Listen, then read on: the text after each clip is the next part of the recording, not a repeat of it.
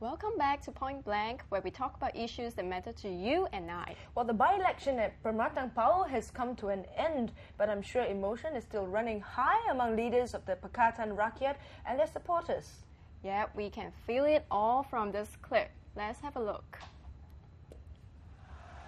Now I would like to express my profound gratitude to my friends, sympathetic friends in the media, local media, some of them, and international media. Now, let me say that these elections has been won due to the firm commitment and support, conviction and courage of the people of Permatang Poh. The message is clear. We in Permatang Poh and we Malaysian people, Malays, Chinese, Indians, E-von, Kadaza, we demand change for freedom and justice in this country. We want an independent judiciary. We want the economy to benefit the vast majority, not the corrupt few son and son-in-laws. We want to make sure that we actually give meaning to the spirit of independence of Malaysia. We want to give Merdeka a new meaning. Merdeka! Merdeka! Merdeka! Terima kasih, thank you, syukran, syukriya. Arigatou gozaimasu. Sese, nandri, merdeka. Okay. Yeah, that must be the moment that they've been waiting for, Pakatan Rakyat. Yeah, what a rousing speech. Nothing like winning a campaign. Yes, and if you watch carefully, you'll see that he seemed to have been sort of, how can I say, it was more of an off-the-cuff thing. You see where he just sat there and thought for a few minutes, well, a couple of seconds, before he actually said anything. Mm-hmm. And I think at the moment he said it, I don't think that he realised where he was going to go with the speech. Mm. But of course, he was reinforcing the main points that he'd been making all along. But I think it shows that you've got an experienced politician who knows how to drive home the... And he's also being sarcastic in a very subtle way, right? Like he wants to thank media, some local media, sympathetic. Yes. Only the sympathetic ones. Yeah. The rest of you, just good. The government mouthpiece, no. And then you saw at the end how he wants to say thank you in as many languages as he could rustle up. Yeah, that was a bit tongue-in-cheek, actually. Yes, and because an unknown politician would probably have had a few words in Arabic and Malay, and that would have been it. That's quite a clear demarcation or differentiation from UMNO, which is well his tack actually. Yeah, because it's also quite ironic because he came from a very pro-Malay stance. I mean, in the past, he was a student leader of a Muslim students organization, and he graduated from University of Malaya, studying Malay studies. That's true. Yeah. So the world has kind of witnessed the metamorphosis of Anwar, if you will, from pro-Malay to now multicultural, multiracial, and trying to balance all of that in one breath, actually. Well, I mean, that is interesting. If you go back to the 80s and even in the 90s, many Chinese in Malaysia would have been suspicious of Anwar. And now he seems to have, if not their trust, at least their support for the moment, which is quite an achievement, I think, for somebody with that sort of background, as you said. Some of the most controversial things that he had done, I mean, in the past would be, as an education minister, he has changed Bahasa Malaysia to Bahasa Melayu. And this is kind of like trying to alienate, the other races from picking up the language of Malaysia. But, I mean, nowadays, I think, when I talk to Malaysian natives who are non-Malays, it seems like the older generation still retain that suspicion about Anwar's, promises of pushing across a multiracial government, that provides, equal access, of opportunities to all races. That actually brings up an interesting point, because I remember when we were looking at the crowd that was supporting him there. I think you made the comment that most of them were young. No, she made the comment. Sorry. Yeah, she and did. then it struck me, I haven't seen any studies of that yet. Exactly. That's a good point. Maybe there are some, but I haven't seen any studies yet of that sort of breakdown by age group. Is it that Anwar has captured the imagination of the younger rather than the older generation? Yeah, it may well be. Well, he's the emblem of change and, you know, of away with the old. So I'm not surprised if there is a new wave of, you know, a new generation of Malaysia which would, you know, cry out for something like that. And the population trend in Malaysia is pretty favorable to Anwar because it's a very young nation. I mean, more than 60% of its population is under 40. Yeah, and people are, you know, keep giving birth. I mean, it's not a problem that like Singapore is facing. So probably, yeah. I mean, with younger people, they are less afraid of changing the status quo, and they'll be more open to, you know, ideas that Anwar bring across, like reformasi. So probably he will have a good chance. I mean, if he does deliver his promises when he regains power in the parliament. So who knows, his battle cry of reformasi could be his winning ticket to premiership and beyond. Right. Well, we already have web comments coming in from our viewers. Okay, Shall we take a look? Well, from... Okay, I don't think it's the one with a cow called Buttercup, but Bangla cow. He says, nice one, Anwar. Okay, we have an Anwar supporter over here. Yeah. And we also have more footage, you know, of a press conference that Anwar That's right. Razor TV team was actually there in Permatang Power to catch all of this footage for us. So let's just take a look at what the team has got. I've issued a statement both in English and Malay, but essentially to thank the voters, and I consider this as a very defining moment in our history. And this is in pursuance of the clamor and demand for change that you have seen in during the March 8 elections. But I must reiterate my profound thanks and gratitude to my colleagues in Keadilan, in PAS, the AP, and the entire leadership of the three parties. They have committed themselves to the spirit of the Pakatan and the reform agenda. Okay, terima kasih. That would depend on the Election Commission and the Speaker of the House, Speaker of Parliament, and I certainly would believe that this needs to be done urgently. There's no reason why there should be an inordinate delay. Parliament is in session, and Friday is a budget day, and I think Babi Kit Siang have expressed our views on this, and I just spoke to Ustaz Hadi on the same subject, and the concern is that the Election Commission is expected to notify the Speaker tomorrow so that I would be able to swear in, take oath of office. All this controversy of oath will be resolved because I have now decided to take the oath. So hopefully it will be Thursday, and latest of course, we expect this to be done on Thursday, but still it is a discretion of the Speaker of the House, unless I think Kit, you would like to add on to that, because Kit has made some remarks to that effect. Yes. 25 years ago, in the Seremban by-election, our then National Chairman, Dr. Chen Man-hen, won the by-election on a Saturday, November the 19th, 1983. And he was sworn in as a Member of Parliament on Monday, on the 21st of November 1983, less than 36 hours. I see no reason why Dato' Sri Anwar Ibrahim cannot be sworn in tomorrow, and the latest by Thursday.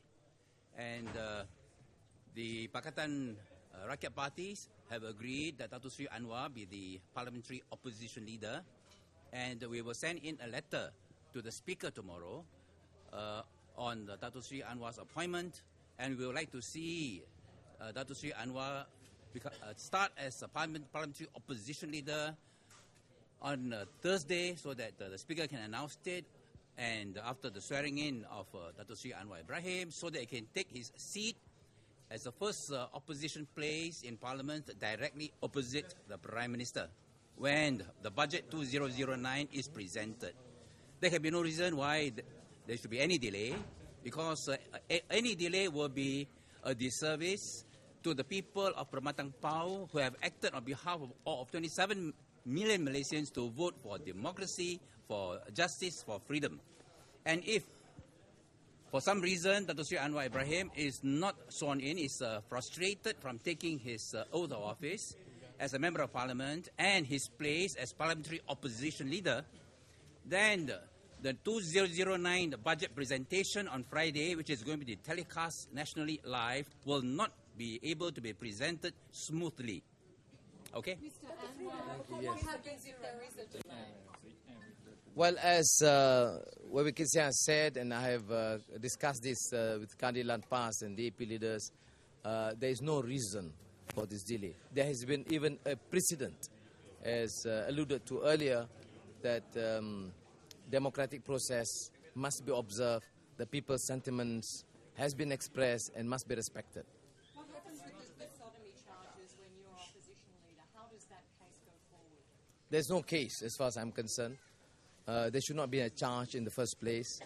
And clearly now, as you have seen, at every single stage, from the medical report to the alibi, and now the oath taking has been rejected as clearly part of a political ploy to get to embarrass me, at least an attempt, a dirty machination, an attempt to embarrass me during the elections. And I am extremely pleased that the people of Permatang Poh, Muslims and non-Muslims, Malays and Chinese and Indians, made their position clear and known, explicit.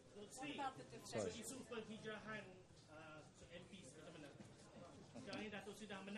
Yeah.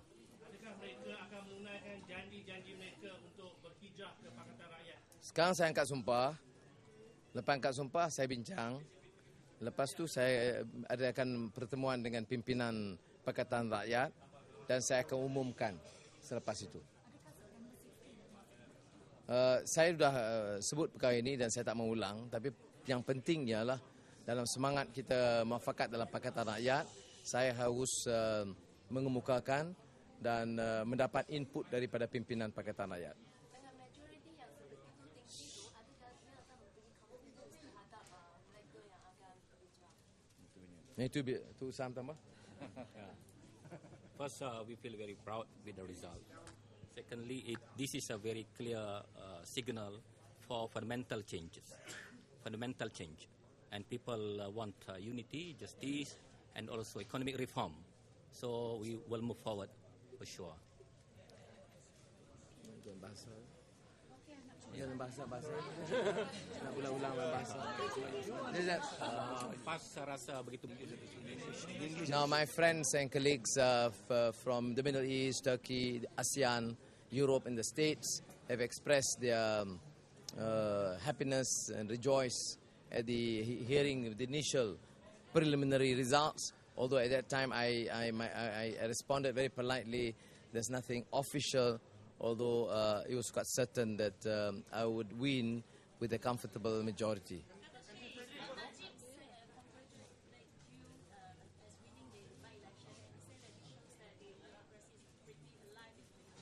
I thank him for the congratulatory remark, and I would also probably respond to what Dato' Husam has said, that it should be considered a major lesson that in any election or by-election, the issue must be on the agenda and issue of policies. Stop these malicious, scurrilous personal attacks and racist remarks and campaign. So whilst thanking him for his kind words, I would ask us to move forward, both the Barisan Nasional and the Pakatan Rakyat, to discuss on the national agenda, national reform agenda. Pardon? Probably catch up with some sleep. and then get back to Kuala Lumpur. Yes. No, I've said that already the process will continue, but as I've already promised my friends and colleagues in the Pakatan Rakyat leadership, I would then try getting consensus on the date in the next few days, probably to convene an immediate meeting. Okay, I think we have to. Okay. Nanti dulu lah.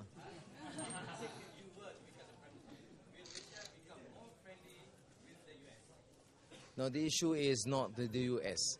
The issue is a foreign policy. And we should be more realistic and practical, not to be to take a position to be very friendly first, and to strengthen ASEAN and as a Muslim country with the Muslim countries and the region with China and India, engage with Europe and engage with the United States. The difference is that we should take a firm stand on issues of importance. Yes, there are certain issues like freedom and democracy that we agree, but there are issues like occupation of Iraq, which we strongly detest. Thank you.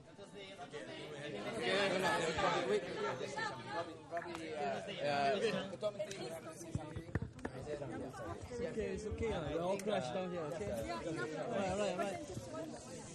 Yeah, that this election victory, the huge election victory by Dr. Sri Anwar Ibrahim, shows that the March 8 political tsunami is not an aberration, that the transformation process continues, that the transforming Malaysia, which started on March 8, would continue with this election victory.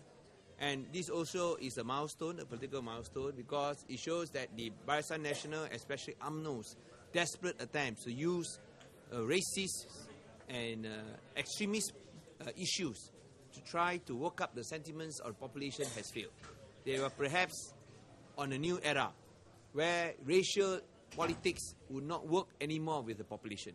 They want to look at issues relating to the economy, issues relating to having a better life for the people, issues relating to justice. And this is where we continue. We started on March the 8th. We continue on August the 26th. The process of transforming Malaysia continues. Thank you. Now, Aziza will have the final word as a former MP who has been major strength and of the entire campaign in Permatang Power. Thank you very much. As the former opposition leader, as well as the MP for Permatang Power, I am very proud of the voters of Permatang Power who were not duped by all the dirty tactics, by the whole machinery of Barisan Nasional, and they actually rose above all the racial barriers and voted with their minds and the future. I am very proud to have been the representative of Permatang Power in the times when it was bad, and now with times for the future and for change. I am very happy to have been the MP for Permatang Power. Thank you. As you can see, Razor TV was right in the thick of the action. Our very orange mic collar was there standing out, whoever who was talking. Yeah, probably the only one from Singapore, right? I'm not sure, but it was clearly standing out. So, well done, our team on the ground in Permatang Power. Just quickly, a few issues to note from out of that press conference. An article in The Edge mentioned that, although going by his by-election win yesterday, Anwar has also won in the court of public opinion vis-a-vis the charge. Anwar still has to fight his case in court. So we should do well to remember that there is still the sodomy case. It's a dark cloud hanging over him. The game is far from over, apparently. And the second thing is that an analyst in the Asia Sentinel, says it is a tricky dilemma for Anwar, because if he fails to reassure his Malay Muslim supporters that they still enjoy dominance, he will be in big trouble, yes. But if he tries to burnish his Malay Muslim credentials, he risks alienating his non-Malay supporters, and he risks being perceived as an UMNO clone. So, between the devil and the deep blue sea. That's true, but I think that the thing that comes out of that press conference to me, I thought was quite interesting. We had Anwar in the centre, and we had his political allies in both the PAP and the flanking him. Now, why did he do that? I think he did that because he wanted to show to the world that his alliance was intact. Yes. All right. But you'll notice that also he was very much in control. He would be several times he would say, "Oh, maybe you would like to answer this question," and then it was to the past, and then to his wife. So there was a certain perhaps consultation there, although it was clear that he was going to be the leader and he would be in charge, that he did give these others in his alliance a chance to speak. So I thought that was interesting. The other thing which was just mentioned in passing, which left me wondering what it exactly meant, was a comment from the DAP that if Anwar was not allowed in there, the budget speech would not go smoothly. Now, what did that mean? Yeah, that raised a bit of alarm bells there, didn't it? Well, it could be I don't know. The first thing I thought of was a parliamentary walkout by the opposition, because he emphasised the point that it would be televised live on television. You know, so a parliamentary walkout would be seen by the population. Well, to get a feel of the ground situation right there in Pematang Poh, we actually have our correspondent, Ahiruddin Atan, on the line, phoning in live from Pematang Poh. Hi, Ahiruddin. Hi, Ahiruddin. Hello. Hello. What are the reactions like, in the post-elections? Pardon me? What are the reactions on the ground after the elections? Well, we spoke to people in Pematang Poh, and a lot of them are still not over the mood of celebration. So they are overjoyed at this moment. They are overjoyed, and for a lot of them say that they didn't expect such Dr. Sri Anwar Ibrahim to win by such a big majority. I think they all had that suspicion that even at one point that Dr. Sri Anwar Ibrahim might even lose the by-election. Okay. So a lot of people are so happy about it, but not everybody, of course. Yeah. Have you heard any grievances? Penang is now an opposition state, but it has a lot of it has a very strong BN Barisan Nasional presence. So Barisan Nasional supporters today, and we spoke to some, and they're not very impressed. They said they expected the defeat, but it's not going to change the bigger landscape of the country. Okay. Hi. Hello? Okay. Hi, you're still there? Okay. Yeah, I am. Okay, but the situation is largely very peaceful, right? Are there any riots? It is. No, there's no violence at all. Don't believe what you hear on the news. It's very, very peaceful in Pematang Poh. Okay. I think a lot of people will be waiting for the swearing in tomorrow. Yeah. You know what's the most exciting thing for me right now is that we are going to have a former deputy prime minister as the opposition leader. That's right. Okay. You see, we realize that we have a former UMNO man, a former Barisan Nasional man who is now across the Parliament House, directly opposite the Prime Minister, who is also from UMNO. So there's going to be a lot of exciting times in the Dewan Rakyat from today, especially since we are going to have the budget on Friday. That's right. Indeed, it's full circle. We must remember that Dr. Sri Anwar Ibrahim, he has tabled several budgets himself when he was finance minister in the mid 1990s. Okay. Well, Ahiruddin, indeed, it's full circle for Anwar as we see things unfolding in Malaysia. Yes. Thank you very much for updating us from the ground at Pematang Poh. Yeah. Thank you. Thank you. Yeah. Bye-bye. Thanks. Bye-bye. So, Bruce, what do you think of the mood on the ground and the jubilance and all that? Very assured of victory, aren't they? Well, we're not on the ground to see that, but it does sound that way. I don't know what you mentioned there about not really believing what you see on the news. Are we getting reports that there's some cases some of problem? violence? Yeah. maybe they're really like minor violence. Yeah.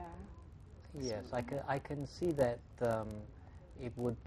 This is perhaps a rather not that's such a good thing to say, but I can see how that sort of thing would play into the hands of the government. If people felt that voting for Anwar or his supporters was somehow going to lead to serious unrest, not just the occasional demonstration, then I think that his support may be undermined. If you remember back in the late 1990s, after he'd been sacked, and there were huge demonstrations in Kuala Lumpur, which was quite unprecedented. You'd have to go back to the late 1940s to see something similar.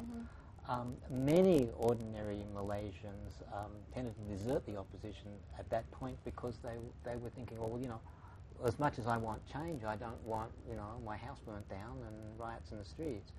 So I can see how that, you know, perhaps pro-government media might play that sort of thing up.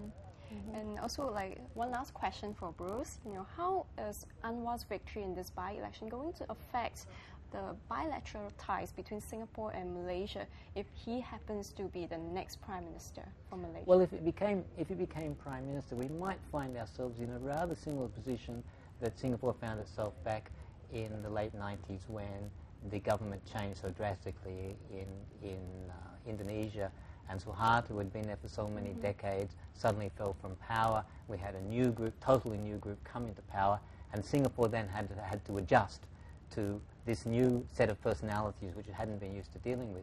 Now, Anwar is not an unknown quantity for Singapore. We know Anwar. We have for some time.